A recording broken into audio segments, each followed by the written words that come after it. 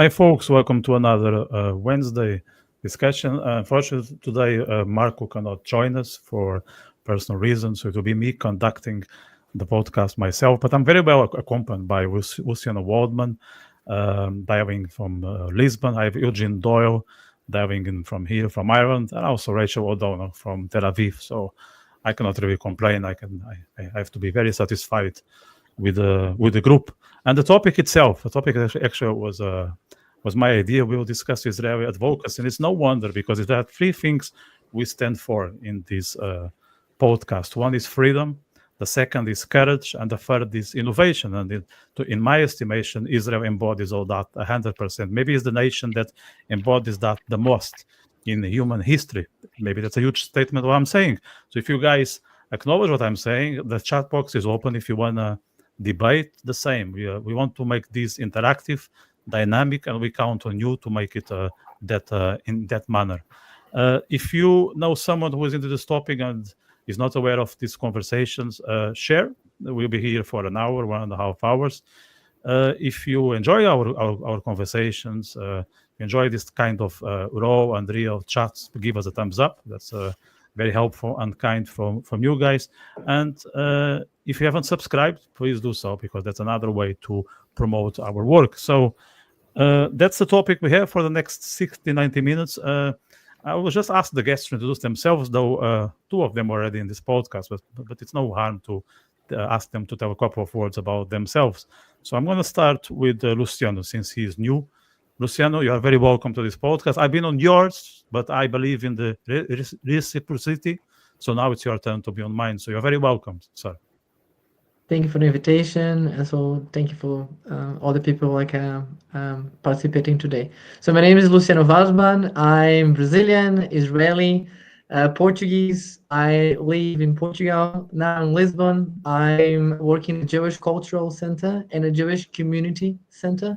I'm an archaeologist and historian by professional, and I work full-time with the community, trying not to do advocacy just for the Jewish community, but also for every minority you have, like in Portugal, especially in Lisbon. But more than that, we try to use the Jewish community as a tool of dialogue in Portugal. And so we're trying to promote many kind of events of dialogue, interfaith, and everything related to talk and interact with different communities. Thank you. Yeah, thanks, Luciano. Rachel, would you like to introduce yourself for those who don't know you? Yes, I'm Rachel O'Donoghue. I'm a senior editor at Honest Reporting, which is a media watchdog that combats anti-Israel bias. I live in Tel Aviv. I moved here a few years ago, passionate Zionist, which is obviously why I do my job, which has become a lot busier, obviously, since the war started. And I think that might be about it. Thanks, Rachel. Eugene, your turn to tell who you are. Yeah, Eugene Doyle is my name. I'm from Kilkenny in Ireland. Well, I'm from all over Ireland, but I'm currently in Kilkenny in Ireland, in Thomastown, which is just south of Kilkenny City. I have worked for various members of government, and I also, at the age of 20, I served in Lebanon during the invasion of Lebanon. And I had a very, very different view on Israel at that time. And I also served there again in my mid-20s as well. And my views have radically changed on Israel and what's going on there. I'm also a broadcaster. I do a current affairs program on Community Radio Kilkenny City twice a week, 2-hour-long programs every week. And enjoy doing that. So everything to do with current affairs is what I'm into, and I'm very much. I would say that I would agree with Rachel. I would be a Zionist. I could be classed as that. Yes. So as we can see, there are three different individuals, and what is common among us, among other things, I would say, but what is bringing us to this table is our love for Israel, and I think we are all Zionists to a certain extent. So we have our own background, we have our own perspectives. We're going to try to make it rich as we talk in the next hour. In terms of battlefield, so I think there are a good few where we can step in and try to promote our words. I would name 3 or 4, just an example. So we can talk to people face to face. I think that's a method. These days, when it comes to media, I think there is I think social media is prominent and traditional media is not as relevant as it was, but it still occupies some space. And the other one is to approach directly the big sharks, the politicians and diplomats. I think we shouldn't neglect any of these fields, but maybe some matter more than others. I would like to get your opinion on what would be your preferred battlefield and why. I'll start with Rachel for this topic. Well, obviously, I'm going to say that it's the media. I think that is always the most important thing. I mean, one of the things that I hear a lot from people is they discuss the decline in traditional media, whether that's broadcast, print. They compare the number of people that tune in for, say, a CNN news show compared to the number of people that might tune into Joe Rogan's podcast or get their news from social media. But I think what these people forget is that regardless of this, the media still occupies, whether we like it or not, a very important position in that it still sets, I would say, the news agenda, is how you put it. And what I mean by that is it dictates the conversation. So those conversations that are playing out on social media or who Joe Rogan is interviewing, it starts with the media, and it's the exact same with politicians as well. I mean, one of the criticisms that I have of politicians everywhere is that they're incredibly reactive to press coverage. In the UK, sometimes they're dictating policy. I mean, I heard it this week. Keir Starmer is going, we really need to have a conversation about male masculinity based on a Netflix show. That's not really serious policy discussion. This is Keir Starmer trying to appeal to the wider public. And so I think the media, it's unique in that respect, in that I don't think certain conversations would happen on social media. I don't think, I don't think those things would occur without the media to a large extent shaping that narrative and that agenda. And we've definitely seen that in the conflict in Gaza. And I think a lot of the pro-Palestinian and anti-Israel protests that occurred worldwide have been stoked by the media that has been quite reticent to actually even say what they are. I mean, I saw people marching through London holding swastikas, and yet we still have the media calling them wonderful pro-Palestinian protests where people were simply marching against deaths in war. It was quite clear that they were not doing that. So this is my view. Media is the most important thing, and if we can get them on our side, then the rest will fall into place, I suppose I would say. Yeah, 100%. But the media is quite relevant. If we cannot win the media, we cannot win the discussion. It's essential to get at least a good fraction of the media on our side, or at least to be as neutral as possible. If we can make sure that they're not our opponents, that's already a victory. Eugene, I think you are also on the media, but I think you also try to take other fronts. How would you tackle this situation? Well, just to stay with the media just for a second, because I agree that the media would be a way to go, except when it comes to Ireland. And I don't know whether our guests are familiar with the situation in relation to the anti-Israel sentiment in Ireland among our mainstream media. It is by far breathtaking how much anti-Semitic it is. And also we have a serious number of politicians in our parliament who are anti-Semitic and very, very difficult to turn to our side. Very difficult to turn. So I like to go and not just saying it because Rachel is here. I'm saying anyone who's listening here really should get onto honest reporting, because it is at least you're going to hear a different or read a different side of what you're hearing on mainstream media that is going on in Gaza, that's going on in Israel, and it's done in such a way that is coming across as being absolutely genuine, that no one has a vested interest here other than to report honest news and the truth, which is what's missing. So I would say to anyone to get onto honest reporting, because it's worth a look if you want an alternative opinion. I think, Vitor, I think that, webinars like this are a really good way of advocating for Israel. I think when you're not blocked by, you're not afraid for free speech, that you can say what you believe without being disrespectful to any side or any community or any side of the thing, but you could any side of the argument, but you can get across your point of view in a situation like this.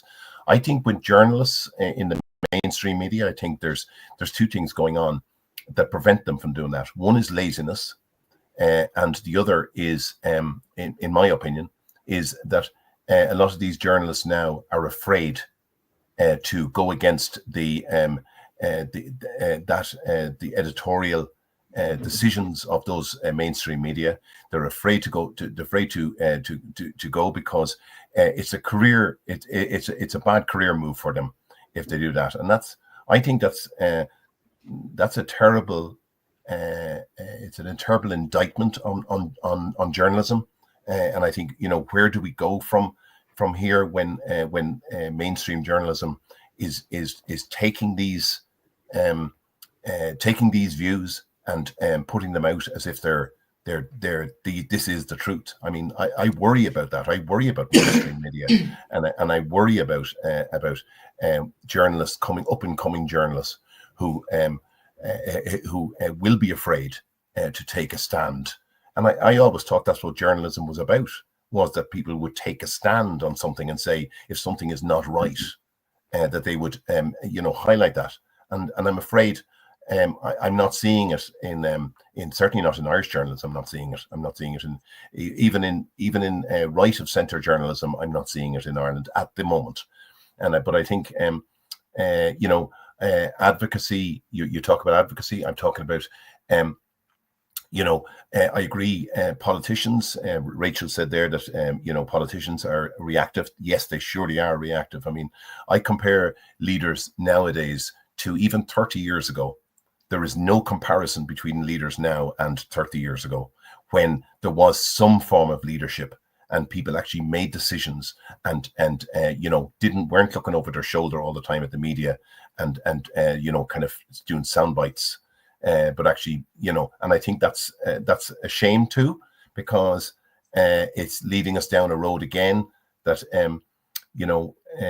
where the real truth and the real story is not coming across. I mean, in Ireland at the moment, just as an example of that, the chattering classes, including senior politicians, have been, I would say, in a lot of cases, very anti-Semitic. And since Donald Trump became president, that has begun to change, because I don't know whether any of you are familiar with the Occupied Territories bill that they've been trying to put through the Parliament in Ireland. Yeah. I believe, listening to today, I believe that bill now has been shelved because they don't want to cheese off the Americans. And I think that Donald Trump is playing a big part in that. And just the whole narrative in Ireland has not changed completely, but it's beginning to change. That when they're looking for peace, they're not damning Israel as they were as much. I'm not saying it's gone and it's by any means gone, but I think politicians, one-on-one with politicians is a good way to advocate, to try and get some of them on your side. I mean, at the moment we're in Ireland here, I'm working with Morris Cohn in Morris Cohn here, and a number of other people, including yourself, Vitor. We're working on changing that narrative in Ireland, and we're trying to set up a caucus, and we've made some progress on that this week in trying to get some serious politicians on board, and that work will continue to try and to seek out those who may be sitting on the fence and who may be convinced not to love Israel. It's not about loving Israel. Israel should be criticized the same as any other country, but it's the anti-Semitic part of it that I just cannot abide, and I think it needs to change, and needs to change worldwide. Thanks, Eugene. Luciano, you have you look after the Jewish Community Center in Lisbon, so you might have the chance to talk to people face to face, and I'll be interested in your interactions. If you can share some among those lines, I think it will add some color. That's very interesting, because first of all, I'm agree 100%. Media is the most important way, and this is one of the main things actually you need to be focused. Because this is actually this is the channel actually the majority of people seeking and looking for information. It can be Instagram, also like be Facebook, and all the newspapers and so on. But interesting, as you said, my way actually to work with people is face by face. So it's different. The different way I had actually how I work. And interesting because we are in the Jewish street, so first personal history. After 7 October, it was already, I think, 10, 11 or something like that. People come to here actually to do graffitis. So I do have one, Free Palestine, the Jewish Cultural Center, and also to have ancient walls of the city, because it's a Middle Ages Jewish street. And we have like a Jewish star in the walls of the city, very beautiful walls. And someone throw blood, a red pint, and write blood, and was huge actually with the Jewish star. So here's the point. Why? Because then since you have the war, many people passing by, and people start to ask themselves why the Jewish star is here? Why the street called the Jewish street? Why they have many Jewish activities here, and so on. So it's funny because part of the people actually trying to interact and ask why it's here, so what you guys doing, and what's the reason to have all these Jewish things here?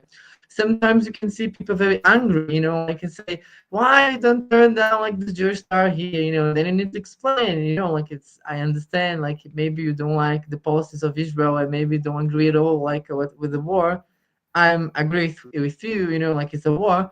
But in the second hand, you can take away the legitimacy of the Jewish street, because it's a historical place with 500 years, so you can delete and erase the Jewish culture because you don't like it, So it's kind of interesting, because sometimes it's a huge challenge, because I think the main problem on these days is the ideology of people. Because when people say, oh, you're not aligned with my ideas, so I want to cancel you, and this is a huge challenge, because you try to say to them, I'm maybe I not agree with you, but I need to respect you. I need to respect your opinion.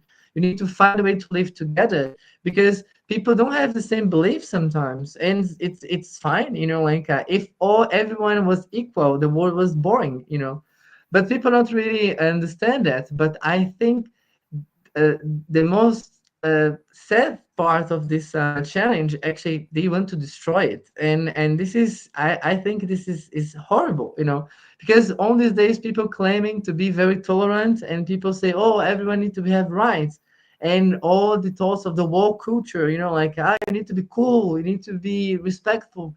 But then the feeling my feeling is sometimes the feeling of the oppressed is to be oppressor, so you did that, so I could do this for you, so you did this in the past, so now it's my chance also to make revenge.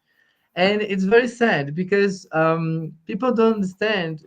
Sometimes if you don't like something, or sometimes any kind of information challenge you, maybe it's this is the challenge you need to understand deeply, like what that means, or maybe like to do a better research about the subject and understand, okay, who is the Jewish people, like so what is the ideology of the Jewish people, what is like actually make these people so unique, because it exists historically like for 3,000 years, so something you have there. So I think this is the main challenge. But back into the media, I must say also, after 7 October, it's very interesting because like the media always try to find spice things, they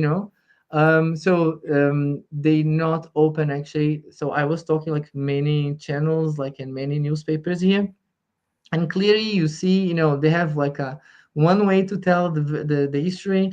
They have one version, and they want to continue to like to sell it. I don't know what they have behind that. Maybe someone have a sponsor, maybe, like this is they're afraid actually to show any kind of different ideology, because like maybe they interview like they can do an interview with the ambassador, but they're not interested at all to talk about the explosion of some anti-Semitism in Portugal, and it's funny because you have explosion of anti-Semitism. They're not ready to talk about actually the left here, and until now, like you can see clearly, like it's the Communist Party who sponsor actually the advertisings, the protestings, the billboards, and all these things. And said, so why they do that, And just to resume, like my opinion here, and my thoughts and my vision, I was telling, like, also for the newspaper and also for the people like I met here, I say,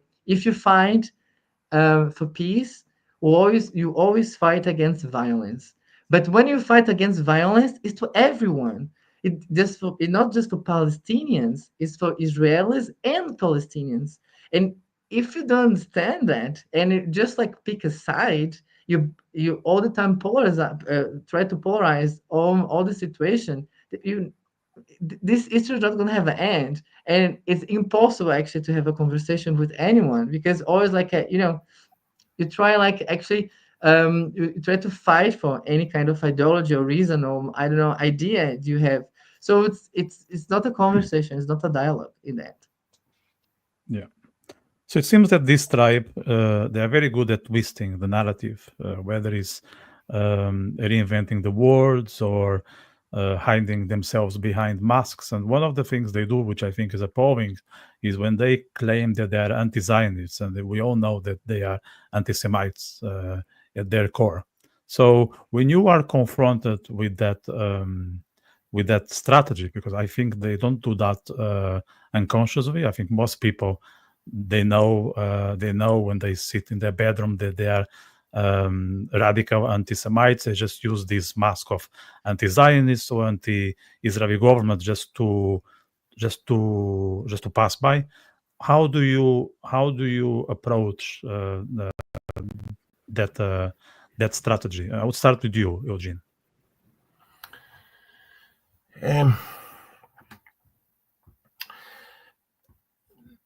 Look, what I'd first say, what I'd first say about that is that just one thing that has fascinated me over the last number of weeks and months, and you covered this in a previous version edition of this, Vitor, and I took from it this whole thing of right and left and far right, far left. I think sometimes, maybe all the time, I think that the use of far right is used to quell debate. It's they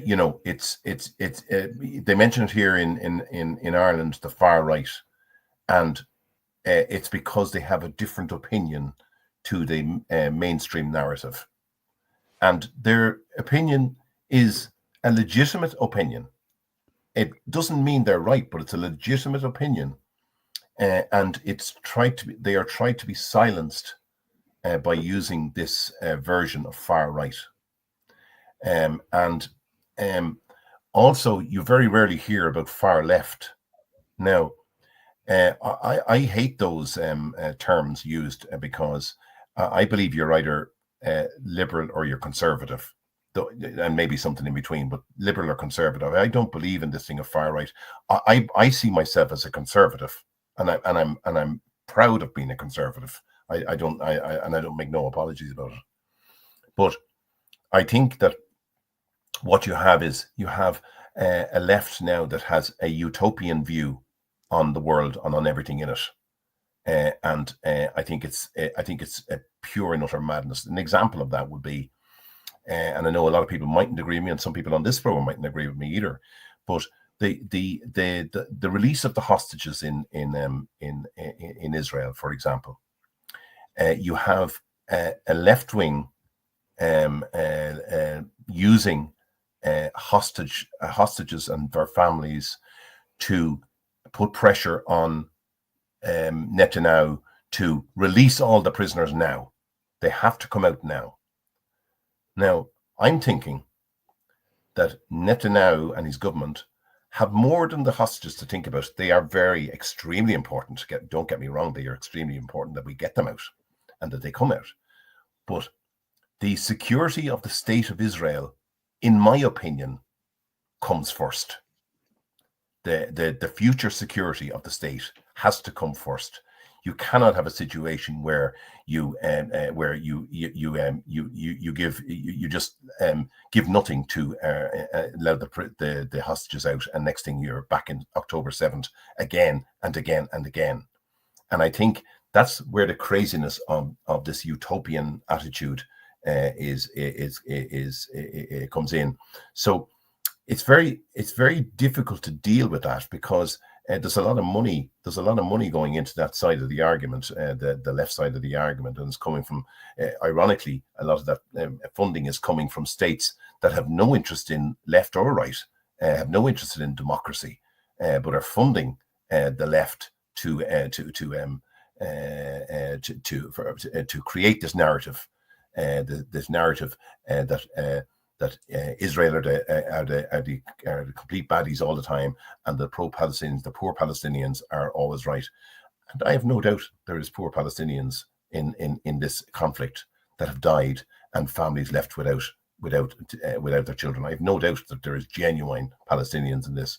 But we are seeing what we're witnessing here at the moment is we're witnessing a decision by the Israeli government to put an end to this, kind of kicking the can down the road, and creating a future for Israel that is secure for its people. So I'm not sure whether that's the question you really asked me, Vitor, but have I given you something there on that, or do you want to? Or have I? You diverted slightly. Yeah, go on. So go on. Give it to me again. There, just give it to me again. The question was the separation between anti-Zionist and anti-Semitic, because it seems that the crowd uses this mask just to get a free pass to get out on the streets and shout. And to me, this is something to think about it. And I have no doubt that is the case, and especially in Ireland, we've seen it, where people have used anti-Zionism and to cloud or cloak their anti-Semitic view. And I don't believe that's the case with the general people of Ireland. I do not think that. Mm-hmm. I do think it is with the chattering classes. That they use this, as you say, some people hide behind a physical mask, others hide behind a kind of a mask that is not seen, but it's using anti-Zionism as a front when they are actually anti-Semitic. Yeah. And we've seen that. Including, I hate to say, including with our own president of Ireland, we've seen this, and I just think it's an absolute disgrace that this is allowed to continue, and that it is tolerated by a mainstream media. I think that's the That's the sad part about the whole lot of that. Yeah. Let me turn to Rachel because she is based in Israel. She might be able to perceive things in a way we cannot. So I'm very, very curious to see how you watch these crowds that they want to come across as some political activists, but sometimes all they do is a hate speech. I'll be interested in your perspective from Tel Aviv. I mean, I'm not going to comment on the political stuff in Israel. I think that the people calling for release of the prisoners, some of them are, it's a very small country, and they'll have had friends, family who are hostages. They're coming from a position that's really emotional. And I've got to say, if I had family in there, I'd be like, release every single mass murdering Palestinian under the sun. Like, I don't care. So, I do understand. I also share that view that obviously it's very unpopular. Returning to the question of Zionism and anti-Semitism, I agree with Eugene. I think the majority of people are not anti-Semites. I think with the protests, you mentioned foreign money. Yes, there are there are governments, obviously, I can list them, and Islamist movements worldwide, the Muslim Brotherhood, for example, that have a vested interest in stoking, they want to destroy Israel and stoking anti-Semitism. They found a vehicle, which is anti-Zionism and the pro-Palestinian movement. And, how this manifests itself is, we've seen it before. So, sometimes there is this tendency, I think, for people to look at the pro-Palestinian protests as somehow unique in some way. And they go, how is it the Quiz, the Palestine are, doing this? And I think, well, this isn't unique. Let's look at the Iranian Revolution, for example. That was quite literally a partnership between the hard left. I know you don't like to use those terms, but the hard left, they were students, female students, who marched for Ayatollah, Khomeini. They installed, when he was in Paris in exile, they installed him. When he came back, he was met by students wearing Levi jeans cheering him. And then within weeks, he'd very quickly clamped down on all of that. So actually, Islamists have a long history of using the hard left to promote their agenda. The Muslim Brotherhood has been doing this for years and years and years. So it's a bit strange to act surprised that this is what we see with the pro-Palestinian protests.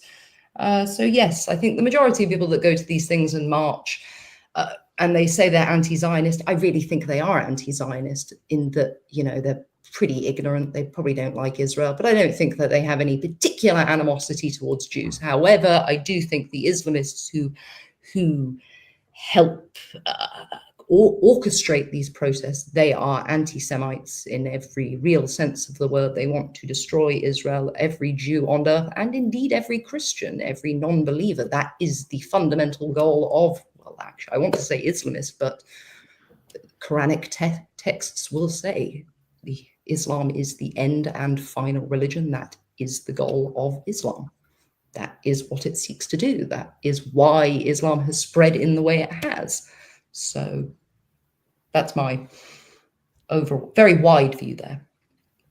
Luciano, what's the situation like in Portugal, especially taking in consideration that the demography has changed radically over the last 3-5 years, and as Rachel pointed out, there are more and more Islamists, and Portugal at this point is no exception. I remember going home, and I never thought that Portugal will follow the same trend as Paris, Brussels, and now we are on the same plate, it seems.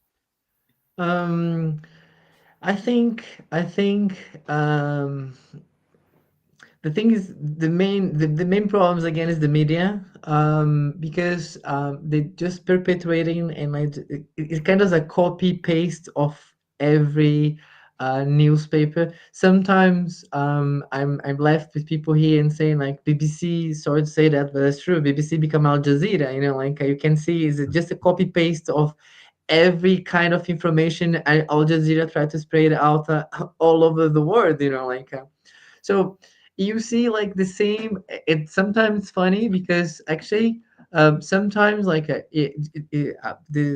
this material is just a translation actually of this different newspapers.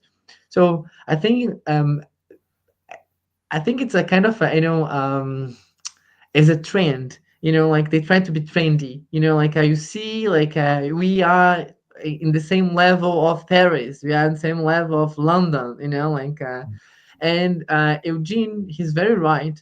And when he said about like Trump, because actually Trump have a huge impact all over the world in the end, and in the end people also like need and want the support of US. So like actually talk in the same language of US and Washington and to be aligned like in the same idea is very helpful. But yeah, it for me it's sometimes like it's crazy because they try like they leave for me, you know for me the best example for all the situation actually is exposition made it by the National Holocaust Museum in UK. They have a Yeah. beautiful exposition. The name of the exposition is Vicious Cycle. And I say to everyone, look for this exposition. Why? The exposition actually explore the recurring disillusion of people behind the anti-Semitism. So it's beautiful because the exposition actually is a cycle, and try like to explain in every different moment in history actually the how and why people persecuted the Jews and why people perpetrated these pogroms. So it's beautiful to see because they always find a way to find a reason to persecute the Jews, or actually to explain like this kind of persecutions. Now, so it's now Zionism. So I try to say that to people, Hitler said, "Oh, the Jews try like actually to destroy our reality. They use us, they are the problem of the society." In the plague in the Middle Ages, oh, the Jews, and the pogroms, oh, Jews, they take the blood of children to make matzah. I don't know. Always you have a reason. Always like they find excuse actually to perpetrate the hate and actually to use this excuse actually to be anti-Semites. I understand. I really can understand like when people talk about nationalism. Okay, I'm very conservative too. Like in my thoughts, I'm very open mind. I'm with open heart, but in my values, I'm more conservative. But I understand when people talk about nationalism, but it's amazing for me because no one actually have. I've always say I dare people. You have read actually the establishment of Israel, and when Israel say everyone have the same rights and every religion is have the same like rights, and we give the same rights for every citizen of Eretz Israel, like in Israel, to be part of the politics and the cultural scene and the society. And I always ask people, you have read like what is the Hamas like thoughts, and all, what's the Hamas like agenda? You have read the agenda of the Palestinian Authority. So it's for me it's amazing because it is again, just to find the excuse. So I try. First of all, I must say, like when people say I'm an anti-Zionist and all these things, and say so you have nothing to talk to me because I guess my person, I don't get there actually usually with when I met these people because I'm Israeli, I'm Zionist. I have the boost of Herzl in my house, I I grow up in my house like with these beautiful values and beautiful thoughts because Herzl don't try to discriminate anyone. He's a believer, it's the opposite, he tried to make a land for everyone in the end, but with the Jewish values. And this is legitimate, like we have been persecuted all the time. And more than that, when we in Europe, when you have been in Europe, they say go to your land, go to Israel, then we're in Israel, now go to Europe.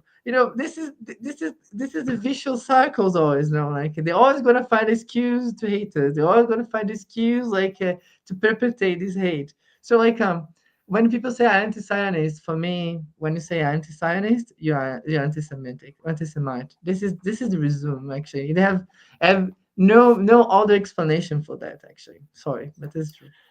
Can I just add there, Vitor, just Sure, in relation to the funding of various groups, and we shouldn't leave out NGOs that are being funded throughout the world.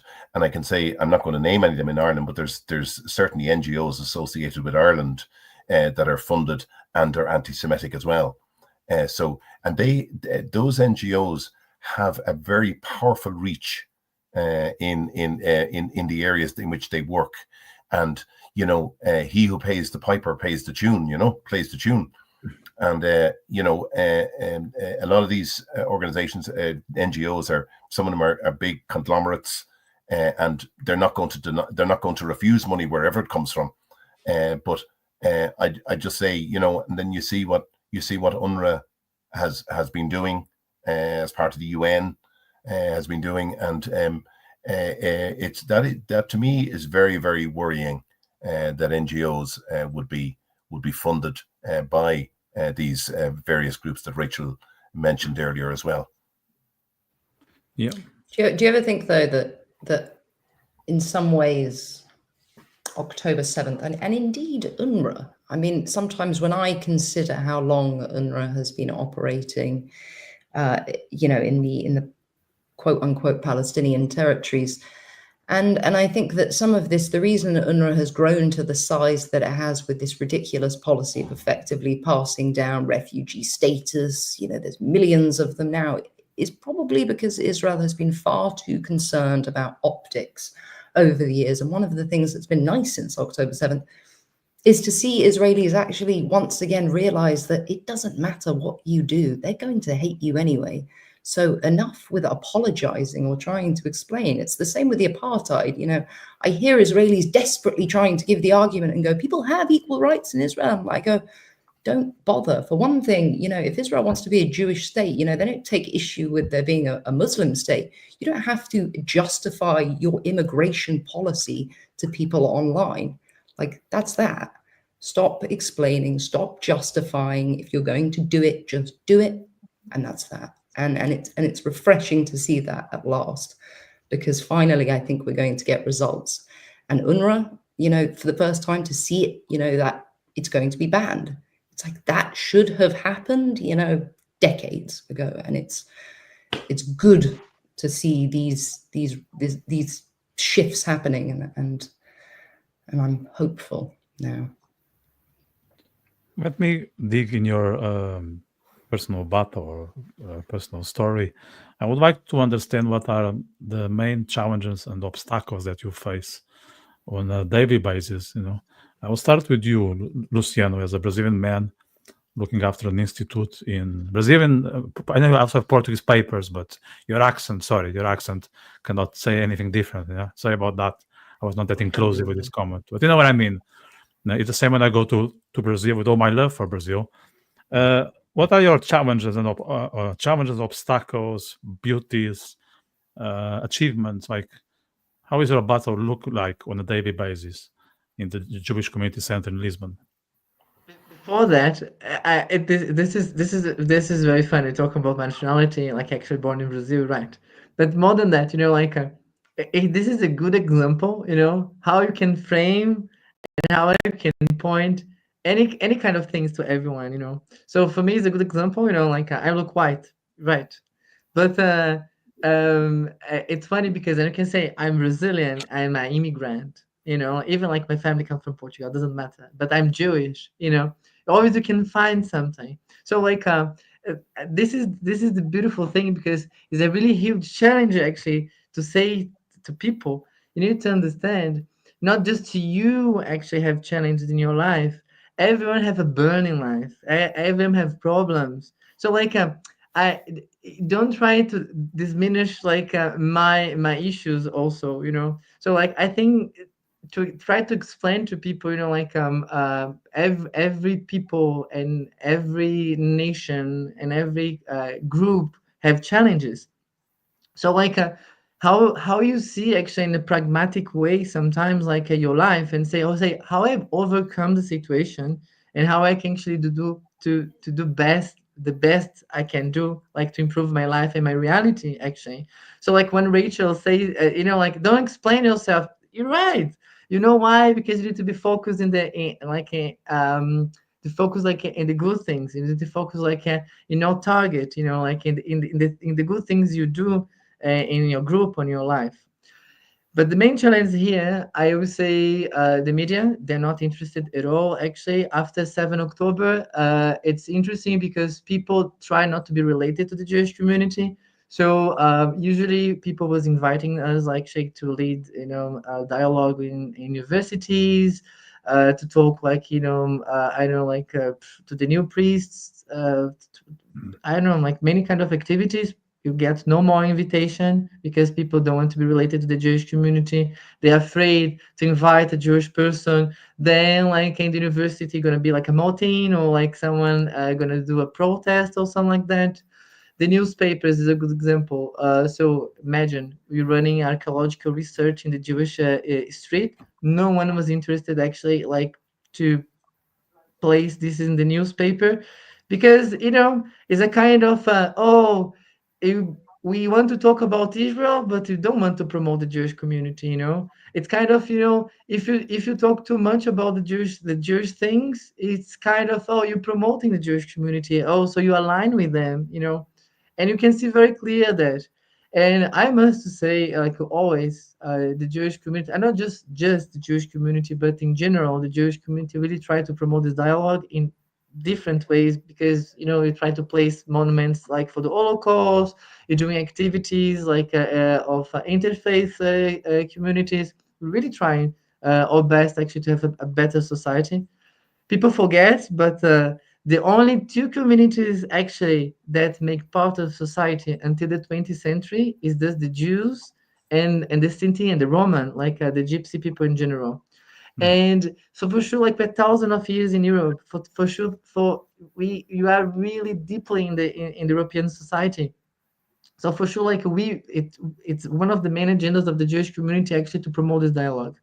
And I can see this is for me it's the main challenge, and I have even no more things to say. It's like kind of afraid of people to be related to the Jewish community or to Israel and to support openly actually our community. This is the main challenge for me. Yeah, it seems that people are very concerned with others. How are we perceived? Who is sitting at our table? And for me, that's a sign that someone didn't grow up. Because if you care too much about others' opinion, maybe you are just childish. That's my perception. Like adult people just get on with their own decisions and don't care. Rachel, I don't want to put you on the spot, but you are in Israel, so I think in one sense there is a perk about being close to action. On other, maybe you are too near. So how do you handle this duplicity? Well, I think that being in Israel, obviously, in some way, I'm really insulated from the anti-Israel attitudes that we've seen worldwide because I'm in Israel, so I don't see it play out on a daily basis, which is nice. And I mean, the question, yes, Israel, it's great. It's great to be here, and I think that I need to be here for in some ways to do this job, because actually I suppose it's not just that you need to be on the ground, but I think in some ways it's nice to be how Israelis, their perception of how the world views them as well. I think that's really important. Sorry, I know this has kind of become a bit of a rambling point, but yes, I'm happy to be in Israel. I wasn't really sure exactly Eugene, what you're after there. Yeah, thanks. Eugene, we are aware of the diversity of being in Ireland when it comes to this topic, but is there any advantage, let's say, when it comes to the Irish public, just not to be negative 100%? There must be something positive about us being in this country when it comes to communicating the message? Or I'm being just naive with this? No, I think Irish people are known worldwide for their 1,000 welcomes. Mm-hmm. People in Ireland are a very tolerant, very tolerant race. They've had their own challenges down through the centuries. They have been mistakenly by again the chattering classes. They've been likened to what's happening between Israel and Gaza, colonialism and stuff like that, which is just an utter nonsense. But having said that, I think the majority of people are very tolerant in Ireland when it comes to whether you're Jewish or whatever. The Jewish people in Ireland at the moment is about, I think there's 12 or 1,300 Jews in Ireland at the moment. They are now without an embassy, as the embassy was closed by the Israeli government, and rightly so. But not so much for the Israeli citizens or the Jewish community in Ireland. That was a sad thing to see it closed. It may open again in the future, and hopefully that will happen. But I don't think that the Israeli government had a chance, had any alternative only to close it because of the amount of anti-Semitism coming from the government and various, as I say, influential people in Ireland, and I think that was pretty sad. Just when we look at it from the look at it, the Israeli, this is only my own opinion. It's interesting that Rachel said that she doesn't see it in Israel, this anti-Israel thing within Israel. Now, and it's interesting that Rachel says that because the ordinary people in Israel, I suppose, do not reflect what we're seeing in Israeli media. Because if I read, and I do read, I read the right and the left, various publications in thing on a daily basis, and I see the absolute vicious discourse in Israel between the left, the woke left, and the right, and the opposition and the government. It is. I've never seen it, even in Ireland, as bad and all as the opposing parties have been in Ireland. I have never seen it as vicious. The discourse in Israel, when you read those papers and you look at what's going on in the Knesset, and hasn't it always been like that? I mean, maybe even before it the has. war, there were those protests, and I was thinking, BB sort of sacking people, and they were it got vicious during those judicial reforms. It was like, this is about the liberal Ashkenazis hate the Mizrahis because they're poor and they want to screw us all over. Discourse was vicious then. I don't know. No, I have no doubt. I've no doubt. But in ways, the 7th of October definitely united the Israeli people. There's no doubt about that. And what's really interesting about what happened in October 7th, after October 7th, was the young people in the IDF really, as much as people were worried what would happen with those young people have stepped up to the mark. Those young people in the army, and the Israeli people and the Israeli government could be nothing other than proud of those young soldiers in the IDF that have come to the fore and been able to carry out the job that they've been doing. And people worry about the people who are growing up now, and they worry about them, and are they ever go? But Israel has shown that those young people were able to step up to the mark when it was needed to defend their country and defend their existence, their very existence. And I'm really proud of them to see that what they've done in that sense, in the sense of being so devoted to their country. Just that when you see that viciousness in the media, that as I believe when Rachel says that she doesn't see much of that on the ground, and I would believe that, because I think that it's all hyped in media, of course, but the discourse that if you were looking in from the outside, you'd say, oh my God, what is actually going on here? Because it is so bad. The judicial reforms. I mean, anyone in any normal country, if you, in inverted commas, in any civilized country, would see that judicial reform is absolutely 100% necessary in Israel. There's no doubt about that. I mean, you cannot have the courts running everything that the government do. You cannot. It's absolute nuts, and it needs to change. But yeah. So back to Ireland, I would say that it's difficult. I'd love to be more involved, except for my job. Prevents me from really going the full hog with, and supporting everything to do with creating a better attitude towards the Jewish people and towards it. But I do my best in what I can do, or I think I'm doing my best in what I can do to try and change that narrative in Ireland and to support the Jewish people living here, because they need to be supported. They're a minority here, and they need to be supported in everything they do. So I believe that when things are not going well, and there's more than one party involved, the guilt, it's always shared. Of course, it doesn't need to be 50-50, but it's not just one side. There must be something that one of the parties is not doing totally okay. Now, by that, I'm not blaming Israel, but for sure there is something that Israel could do better, like everyone else. Like Eugene just mentioned, the judicial system. So that's what I want to explore now.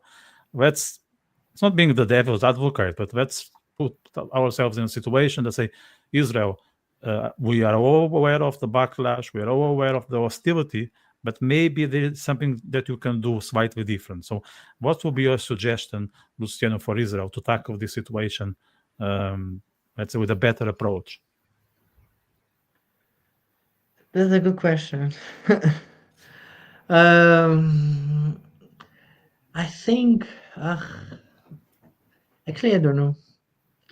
And the reason for that, for sure, I really understand the pain and the sorrow of the Palestinian people, like especially in Gaza, because they pay a very high price of this war, because Hamas placed them like in a very terrible situation, It's like this hate actually. But the thing is, like, I don't know. Actually, I must to say, like in this moment, actually, as a normal person and not like a politician and not like as like the Prime Minister of Israel, like what's the best thing like Israel could do, like, because I lived in Israel from my 15th to my 28th. Okay, so like I grew up in Israel, like, and I saw as a good example, I saw the Itnat, when they give back actually Gaza for the Palestinian Authority is a good example. I was there, I saw all this movement, I'm agree 100% Israel, like it's not the same, you have some things that things I can do better, but it's a country also, and when you have like this huge like a system, it's almost impossible actually to be fair to everyone, even for me, like as Israeli citizen, sometimes like also I can say, oh, they could do better, I don't know, like I don't know, at such point I just wish in my point is like at the end of this war,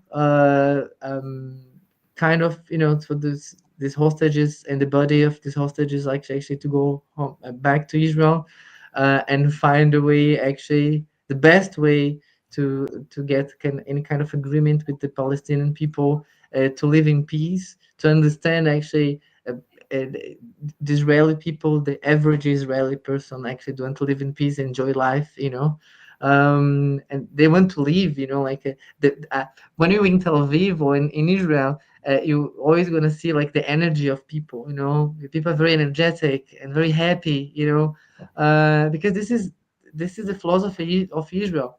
for them, even for the Palestinian, like to understand if also they enjoy this happiness and this kind of philosophy is also going to go good for them. It's maybe it's not also for the Israeli people always say that maybe sometimes not the ideal situation for you, but you need to live with that. Like and sometimes you can change everything. Barely you control like your thoughts. Imagine like control everything. It's almost impossible. So I think it's the only thing I don't know how to say, especially what could be better, like to point something. But I would say like it's the end of the war for sure. Mm. This have a huge impact in the life of every person, even Yeah. mine. So I'm going to take the vest, not this one. I'm just going to expose myself to the bullets with my comment here. So I believe that Israel didn't do very well when it comes to the war of information. Now that has changed. That has improved significantly. But I've been on this battle maybe for, I don't know, 15 years, let's say. And I've seen how things improve on the Israeli side. And I'm delighted with that. I'm extremely thankful that I've been part of it, that I contributed with my own parts. But if I look back, say 10 years ago, it wasn't great. But luckily it improved. So the past is there for us to learn. And I know, Rachel, we have now, let me promote that. We have a Substack called The War of the Words. So let's share that as well. So Yes, I would like to do. get your thoughts on this. Yes. What, the Substack or what Israel could have done differently? Both, yeah. Yes, I do subscribe to my Substack, War of the Words. What would I say Israel could have done differently? Yes, I think the information war. We saw this at the beginning of the war, and Israel has always been notoriously slow with countering press. The Al-Ahli hospital fiasco. It was very clear pretty much immediately, actually. All you had to do was go onto social media and go, well, that's clearly a Hamas or Islamic Jihad rocket, because Israel does not fire these, a tailing orange thing. It has much better precision aim than that. And, it was really hours, and it wasn't Israel, it wasn't the IDF, it wasn't anyone doing the countering. It was organizations like Honest Reporting and people who were getting ahead of that and calling out the BBC for accusing Israel of basically razing a hospital to the ground and killing 500 children. And it was frustrating to think, I was thinking, that you didn't hit this hospital, immediately get out a statement. And in fairness to the IDF, they're going, well, we do need to check, we need to do this, we need to do that. But I think if they'd been a bit more proactive with and now it's happening. We've the really memorable interview of like Naftali Bennett on the BBC, really aggressively coming back and being like, actually, are you a news anchor or a propagandist? Like, this is not correct. And I think the more you do that, the better. So just before I turn to Eugene, here is Rachel's Substack, guys. Subscribe, because Rachel is not just good with words; she's also good with videos. That's another talent of hers. So you can get both on this link. Eugene, Both, please. what would be your input on this? Yeah, I would agree with Luciano and Rachel about the information war. It was I go as far as to say up to some recent times it's been absolutely pathetic. The way Israel has responded to many things over the years, and apologizing for itself, and and I just think it's been dreadful. I think with the present government, I think the addition of Gideon Saar to the adding him to the cabinet as the foreign minister, I think has made a huge difference to the information war. He's prepared to come out and say it as it is. You can't argue with him. It's not a right wing. It's not a right wing. It's right what he's saying, rather than being right wing. It's right, and he's not going to tolerate. He's not going to tolerate unfair criticism of Israel.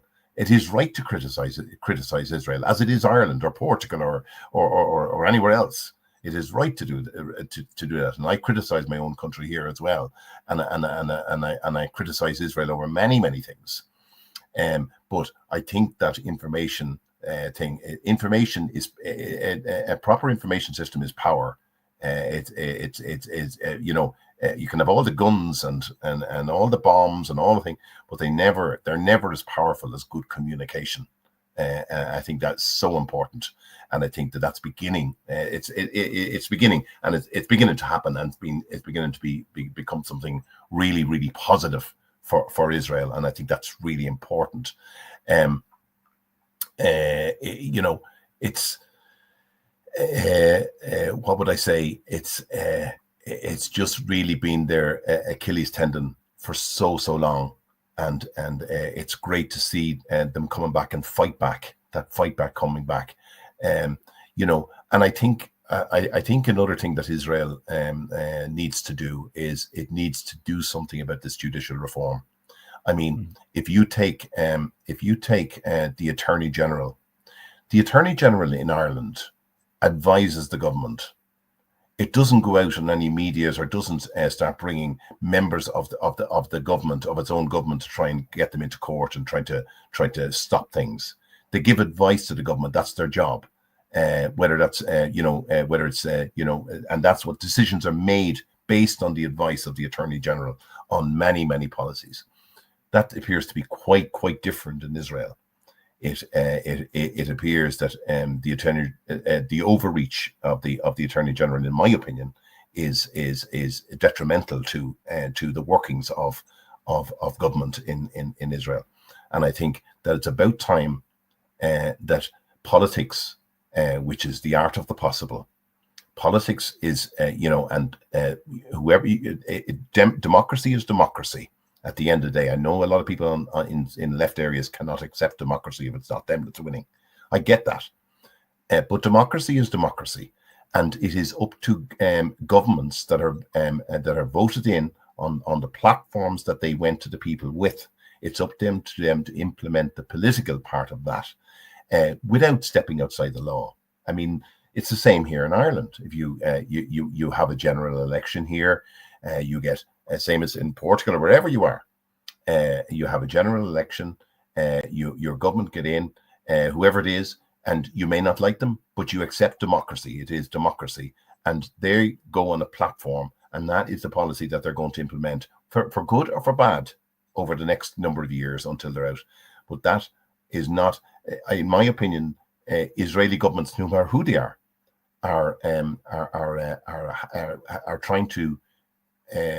trying to legislate for Israel with one hand tied behind their back. That's my opinion, and I think that needs to change.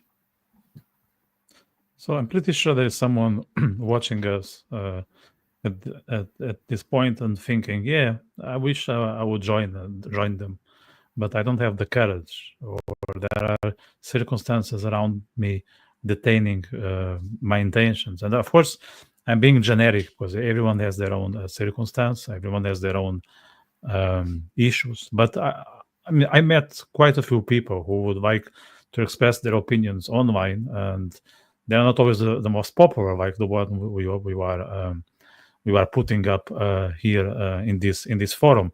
So I would like to get your word of encouragement, since we are all exposed to an extent when it comes to defend Israel, for someone who is hesitant. So they are fully sure that it's the right thing to do, but they are very mindful of the social pressure or repercussions. So since we already take a few steps forward, I think we can advise on how to pursue the path that they believe is correct, but they are not 100% sure if it makes sense on a long term.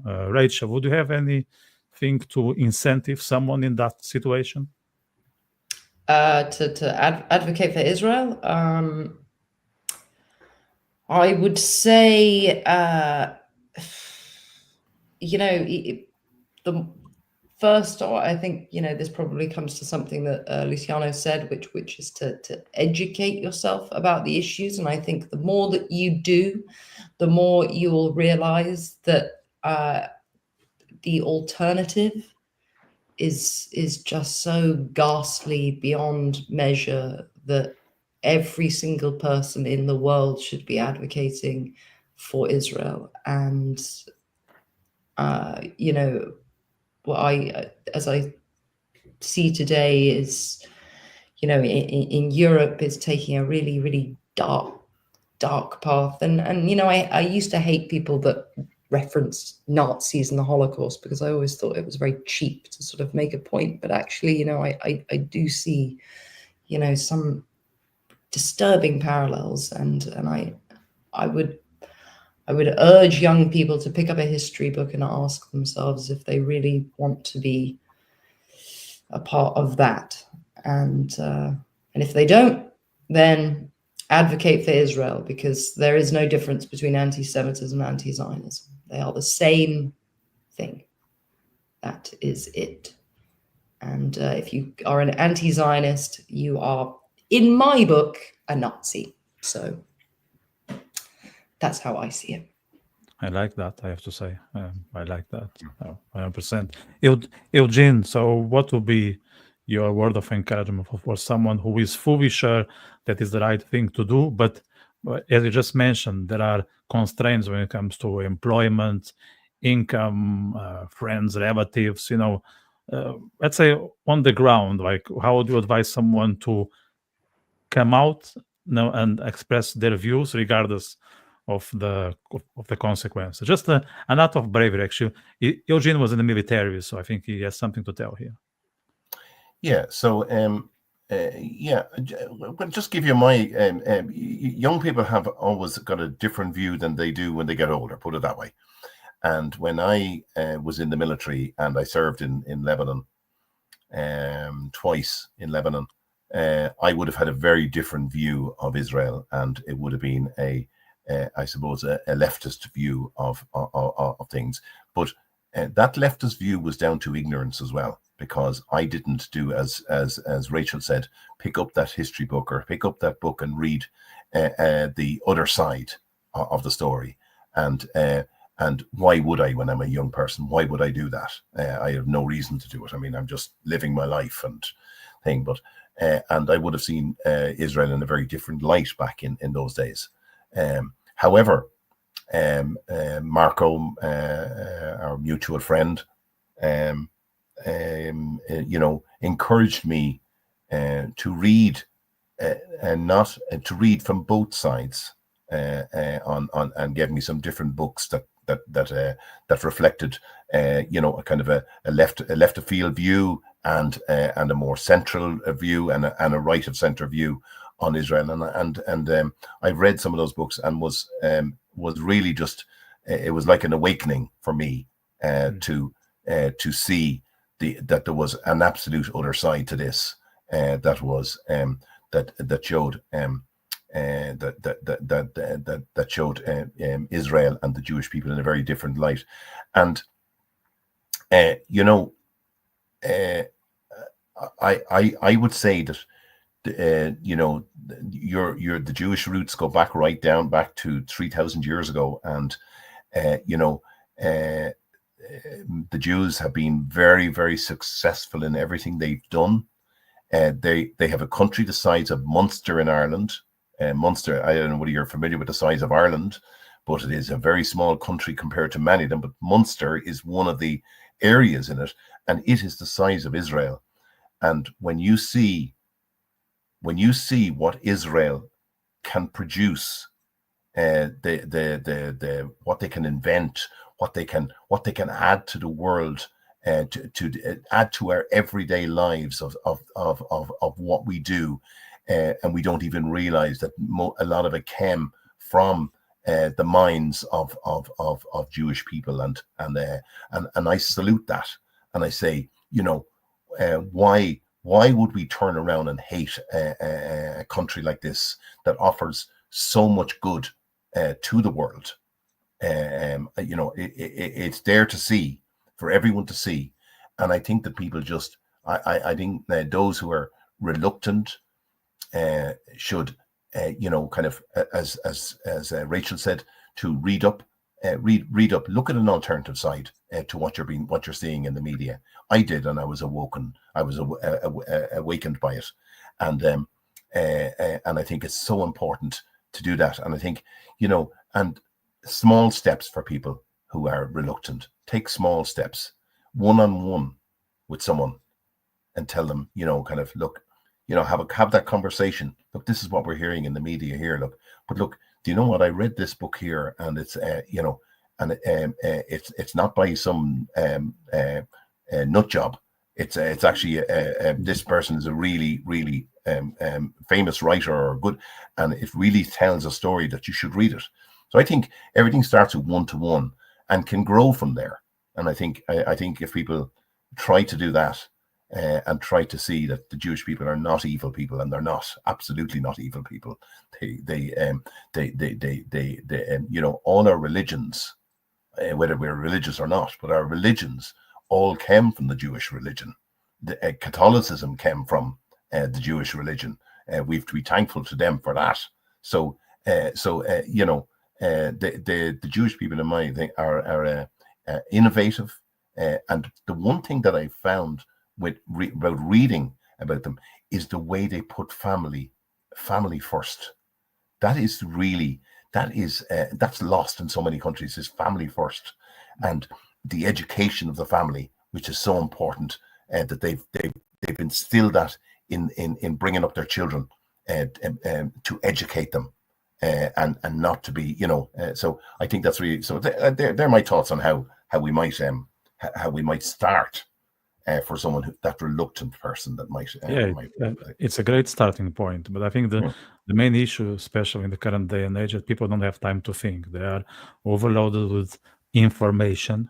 Let's call it information in brackets, and they don't set aside, let's say 10, 20 minutes just to sit with their thoughts, which is an exercise that I incentive everyone to do it. It's like back in the days, people would sit to pray. Now, like, most people are agnostic. I'm not going after people's convictions, but we all need our own time. And maybe if you allow yourself to digest the news, maybe you come up with other conclusions. And other thing I observe myself is that, and I'm not being biased, like the vast majority of people who stand for Israel, they think by themselves.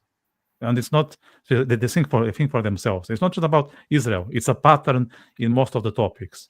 And the opposite also happens. Most people who are pro-Palestine, they act as sheep. And when it comes to other topics, they are the same. And I'm not going to name it, because we all know what I'm referring to. But it's a pattern, and it's if that is not telling, then I don't know what I should display here. Luciano, how do you go about telling someone, go ahead, it's going to be hard, but it's going to make sense? I must say, if you're afraid to be vocal, and if you're afraid to be judged by people, the first thing you can do is do a like. Like if you see someone align with your thoughts and you like it, do a like. This is the first support you can do. Second, share information. You don't want to write anything. Do you like any kind of article? Share this article. Say, I don't want to place in my page because I don't want it gets any kind of confrontation in my page. But you can do, try to send and share this to some person. This person's vocal. So some people in the community, actually they have more abilities or have big pages and talk about this advocacy of Israel. Maybe you can talk about this kind of subjects with these persons and try to figure out how actually you can support in different ways. Maybe not in your page, but in different pages, like sending and helping them to write or do different things. Another thing I'm gonna say is to report. On these days, sometimes people can feel very frustrating with all these newspapers and Instagram and Facebook and so on. But still, you can report. You can say, if you see a lie, you can report this lie. If you see anti-Semitism or Nazism, all these things, you can report that. Have many ways actually to help and support reality. Actually, I must to say I'm a very vocal person. I was gonna write things for people and say, it's not true. This is the article. This is the true fact. I'm gonna do that. But have different ways to do that, and I think every action is help, because when you're the minority, actually, sometimes you feel like it doesn't make a change, but it's not true. When every action actually help, every action make a change. Yeah, I think that's great advice too. So Mm. I think the main message that I would, or the main takeaway I will get from your words, Lucian, is that there's a lot to be done behind the scenes, and it shouldn't be underestimated, because the impacts are enormous, even though we don't always see it. But we can make a change even when we are invisible, if that makes sense. Just for the last 5-10 minutes, let's try to be brief on that. I know it's a bit complex, but I'll try to make it simple. If that can be simple, I will try. Prospects for Israel. How bright is the future for Israel in the next couple of years, in your opinion, with all the adversity, but also with all the skills that the country possesses? So there is this balance here between what they are confronted with and also their abilities as population. So how bright is the future? Let's say on a scale from 1 to 10, Eugene. I would say, looking at things now, I mean, I would hope that the war would come to an end sooner rather than later, once the objectives of the war have been achieved, because suffering must stop, and Israel must have its security. I think the prospects for Israel are quite good. I think they're actually excellent, because to have come through what they have come through, and economically and everything like that, and for the country to be so united, despite what we might see in other parts of media, that generally the country is united about where it's going, and I think that if I was given Israel a score out of 10, I'd give them 8. And I'd say they're going in the right direction, and they're going to make through this. They're going to get through this as they got through many challenges in the past. Luciano, how do you score Israel's future for the next 2 years? 10 of 10. I must say, Jewish people, Israeli people have a great ability actually to overcome like bad moments. I think at the moment you don't have like anymore the war. People actually can focus actually and produce and do good things, and really good on that. I think also like people actually not really understand that, but when you live under threat all the time and under war all the time, like your body actually get used to this stressful situation. I don't think it's healthy, but actually it's helping them, because people actually have this boost always, like so okay, now is the moment, okay, it's finished, or let's rebuild things, let's produce, like I think this is one of the secrets of the Jewish people, are actually always focus on the good things and to be positive. And I think it's for sure have a huge challenges on the way. It's in the political scene, and it's actually after the war, to have elections is a good example. They have like many huge challenges, but actually I think taking like the main stressful situation, things, people gonna back actually to life, and little by little, in a very this positive way, because this is the Jewish philosophy. Things gotten better and better actually, and this is what I believe. Just one thing, just before you bring in Rachel, the reason I didn't give 10 out of 10 was I believe that if the Israelis are to go down the road of judicial reform, I would definitely give them 10 out of 10. So here's the hint for 10. Rachel, yeah. Would you share the optimism of our comrades here? Yes, absolutely. Yes, I definitely share their optimism. I actually think what Luciano said, one of the wonderful things about Israel, I actually wrote about this recently. Israel consistently scores very highly on the Global Happiness Index, which is very strange for a place that's extortionately expensive. I know that you'll know if you've come here. A coffee is basically like $10. It's insane, and it's not like salaries are sort of matching this. It's at war. Everyone hates you around the world. There's a billion reasons to, but nevertheless, Israelis are still really, really happy. And it's that resilience and finding the silver lining and pulling together. And it's interesting that you talk about the country being, that the divisions, I suppose, Eugene, because actually the one thing that I've always found remarkable about Israelis and indeed the Jewish people is that, they have this beautiful ability to debate and rage and really scream at each other while still holding together and still seeing each other as family. And I think that's it's uniquely Israeli. I find it, and I think that's its true strength, and I think that's why it remains undefeated, because even through those divisions, there's still the one thing that matters, which is each other, your country, your family. So that's my view. So what's your number, Rachel? Can you reveal? 9, 8. I never give a 10 out of 10 for anything. So yeah. Talking of numbers, I think there was a lot to learn, and there were plenty of lessons in this conversation. I just learned one thing here, which is not, let's say, politically related. I'm heading to Israel in June. I'm not going to drink coffee. At that price, I will stick to beer. That's very important. I took a note here. Bring from home. Coffee. I'm going to warn you, beer is even more expensive, Vitor. Oh, no. I think you're going to be in for a rude awakening. Oh How my much? God. How much would I pay for a pint in Israel? But I know all the cheap places. I'll tell you. But All right. Okay. I'm warning you. It's a pricey place. Yeah. Okay. It's worth it though. It's worth it. The weather's gorgeous in June as well. It really is a perfect month to come. All right. Yeah. No, that's very important as well. So plenty of lessons, plenty of learnings, and it's interesting that at least at my eyes, we all have different paths. We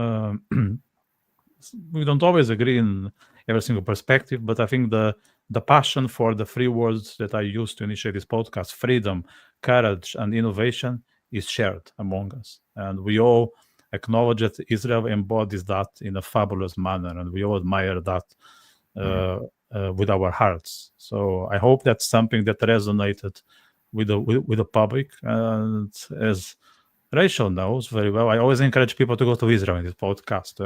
I know that the coffee and the beer price won't be the best advertisement, but as Rachel said, the weather is good, so that's already something. And people are really talkative and open to talk to or to interact with foreign. So if you want to be in touch with locals, Israel is the place.